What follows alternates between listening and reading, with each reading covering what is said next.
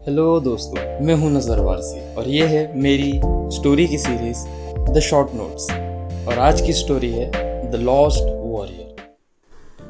तो कहानी की शुरुआत में हम देखते हैं कि हमारा वॉरियर अपनी आंखें खोलता तो वो देखता है कि हर तरफ बस लाशें ही लाशें पड़ी हैं। उसे ठीक से कुछ दिखाई नहीं दे रहा था क्योंकि उसकी आंखों में उसके सर से बहता हुआ खून जम गया था। फिर उसने बहुत कोशिश की उठने की और जब वो उठा तब उसे कुछ समझ नहीं आया। हर तरफ लाशें, हर तरफ तबाही। तब उसे याद आया कि वो एक जंग में था और वो इस जंग को हार गया। अपने आप को संभालने की कोशिश में कई बार गिरता गया। उसके पास एक उसकी टूटी हुई तलवार और उस तलवार की म्यान थी। वो अपने तलवार के अपने गांव की तरफ निकल जाता। लड़खड़ाते हुए जाते जाते जब वो अपने गांव के पास पहुंचता है तब वो देखता है कि उसके गांव को आग लगा दी गई है।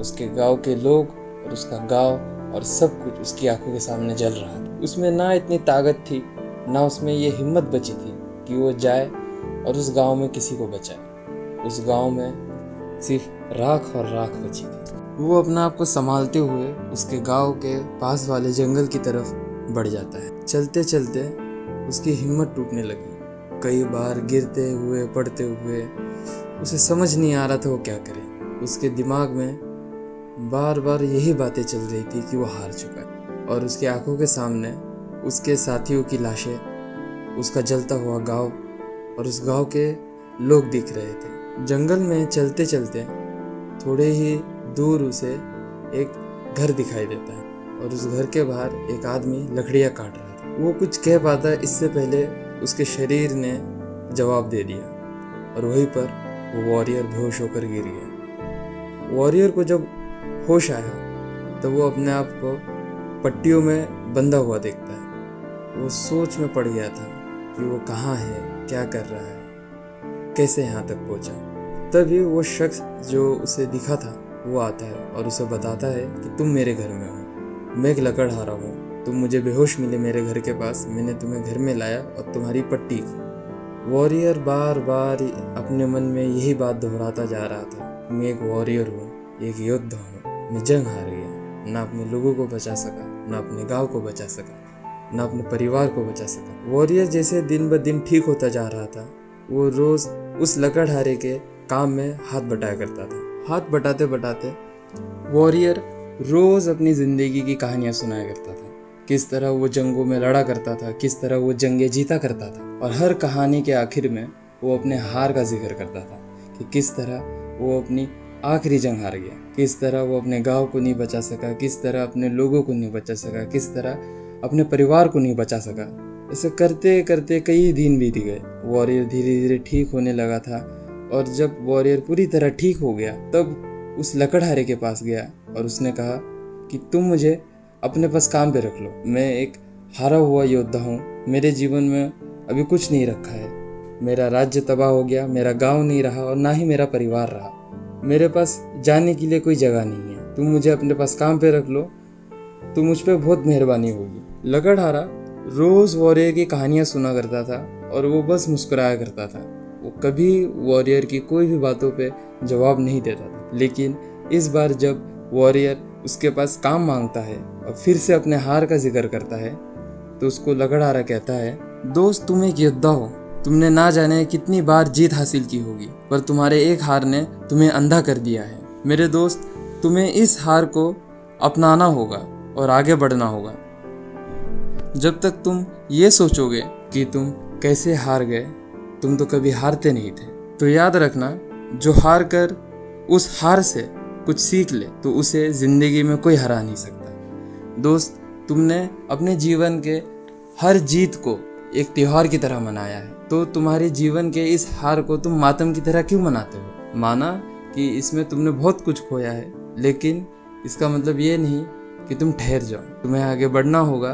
तुम एक योद्धा हो, हार मानकर बैठना ये तुम्हारा काम नहीं। ये बातें सुनकर योद्धा समझ गया था उसका यहाँ पर कुछ नहीं हो सकता, उसको लकड़हारा अपने पास काम पर नहीं रखेगा। वो फिर से मन ही मन अपनी हार को दोहराते हुए वहाँ से निकल पड़ता है।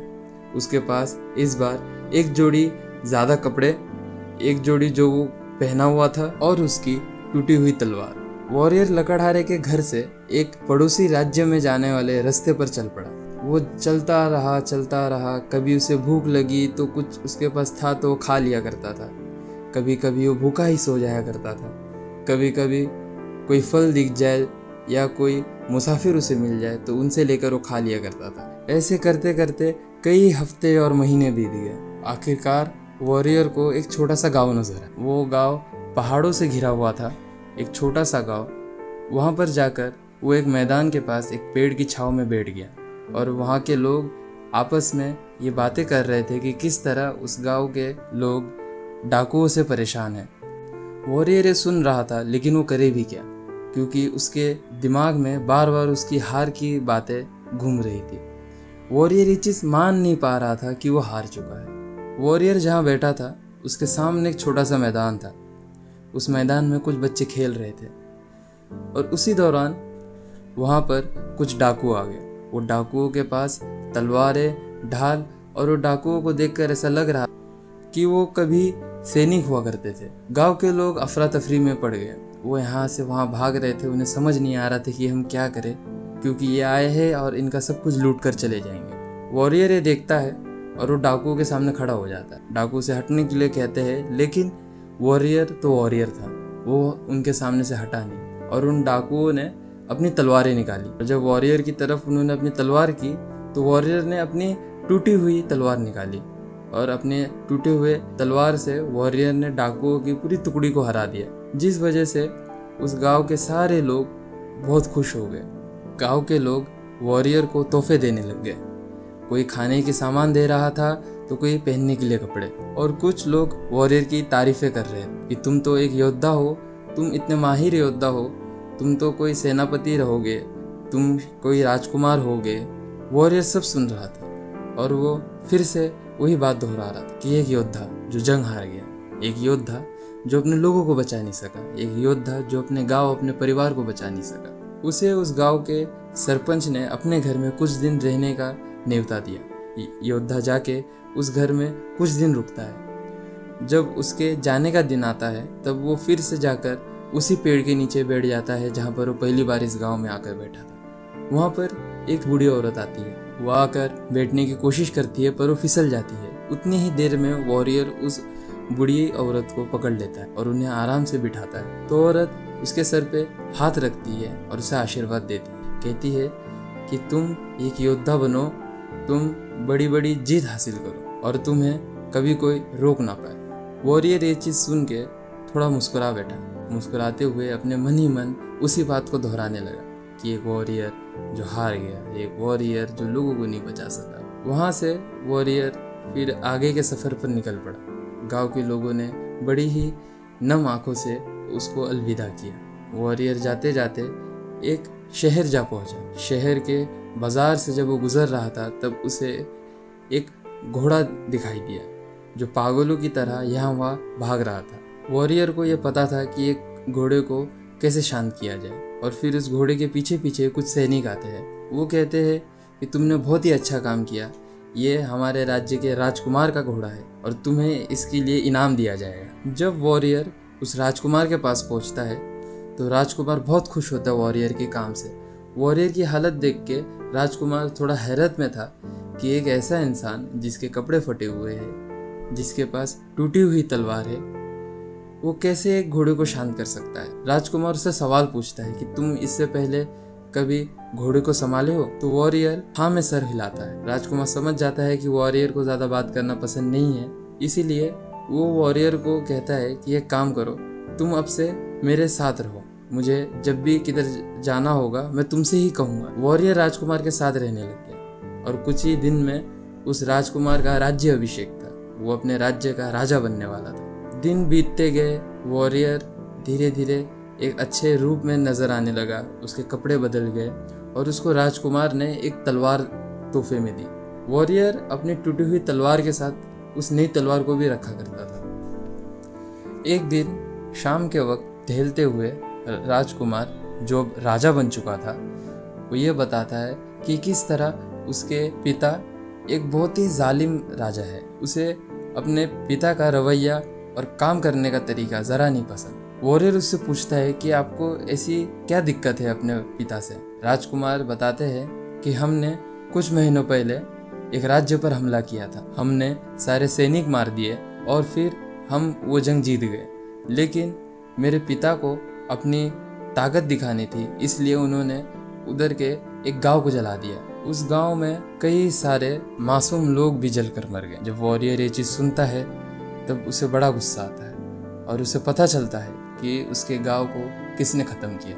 राजकुमार बार बार ये कहते रहता है कि अगर उसे मौका मिले तो अपने पिता को एक द्वंद्व युद्ध में ललकारे, लेकिन राजकुमार बार बार ये कहता था कि उसके पिता अपने राज्य के सबसे माहिर तलवारबाज है। वॉरियर ये सारी बातें सुन रहा है और उसकी आंखों के सामने वो जंग के नज़ारे, वो जलता हुआ गांव, उसके जलते हुए लोग, उसके साथियों की लाशें सब दिखाई पड़ रही थी। वॉरियर राजकुमार का एक खास सैनिक बन गया था। वो राजकुमार के हर समय साथ रहता था और राजकुमार वॉरियर को बताया करता था कि किस तरह उसे अपने पिता से नफरत है। एक दिन दोपहर के समय राजकुमार और वॉरियर दोनों साथ में महल के पीछे वाले अखाड़े में जाते हैं। वहाँ पर जाकर देखते हैं कि राजा वहाँ पर तलवारबाजी कर रहे हैं। थोड़ी ही देर में राजा के हाथ से तलवारबाजी करते हुए तलवार फिसल जाती है, पर वो फिर भी अपने सैनिक से जीत जाते हैं। फिर जब राजा अपनी गिरी हुई तलवार उठाने जाते हैं तो ये देखकर वॉरियर कहता है कि लगता है तलवार में जंग लग चुकी है। राजा जैसे ये सुनता है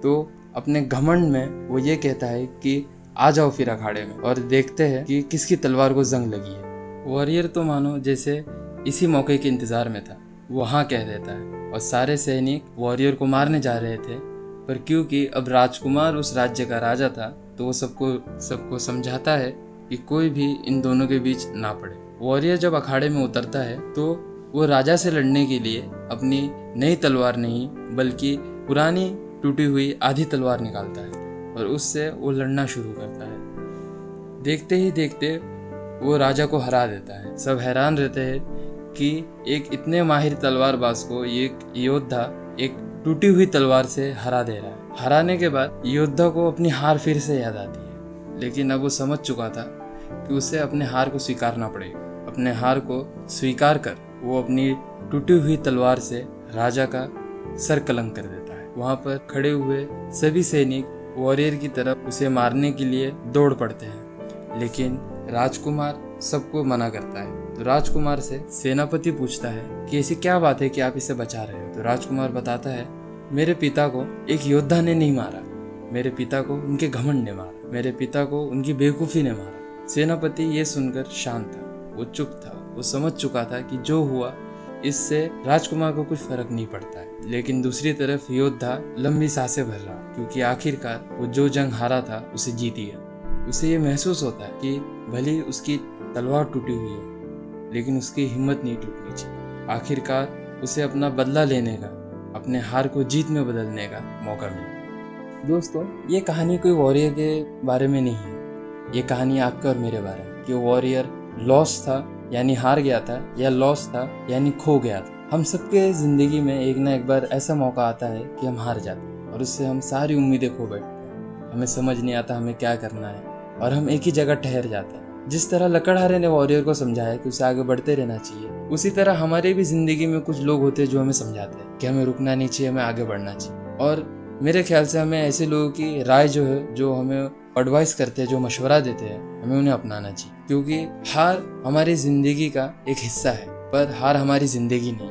हमें हमेशा अपनी ज़िंदगी में आगे बढ़ते रहना चाहिए। हम हारे या जीते, क्या पता हमें एक मौका मिल जाए कि हम अपनी हार को जीत में बदल दें। दोस्तों, हम कई बार अपनी उम्मीदें खो बैठते हैं। जब हम हार जाए हमें समझ नहीं आता, हम अपने आप को कोसते हैं। कई लोग गलत कदम उठा लेते हैं, कई लोग नशा करने लग जाते हैं, लेकिन हमें ये चीज़ सोचना चाहिए कि क्या हम इतने कमज़ोर हैं कि एक हार ये बताए कि हम क्या है और किस लायक है। दुनिया में किसी को ये हक नहीं है कि वो ये बताए कि हम किस लायक है, हमारी क्या लिमिट है, ये हम डिसाइड करते हैं। कोई भी लड़ाई तब ख़त्म नहीं होती जब कोई हार जाए, लड़ाई तब ख़त्म होती है जब कोई हार मान जाए। दोस्तों, कभी आप हारो तो हमेशा याद रखो कि आपके साथ जो हुआ उसे आप एक्सेप्ट करो। जब आप एक्सेप्ट करोगे तब आप कुछ सीख पाओगे, आप उससे आगे बढ़ पाओगे। बस दोस्तों, यही थी आज की कहानी the lost warrior. Thank you सुनने के लिए। मैं नज़र वारसी अगली बार फिर लौटूंगा एक नई कहानी के साथ। और एक नई सीख के साथ। जय हिंद।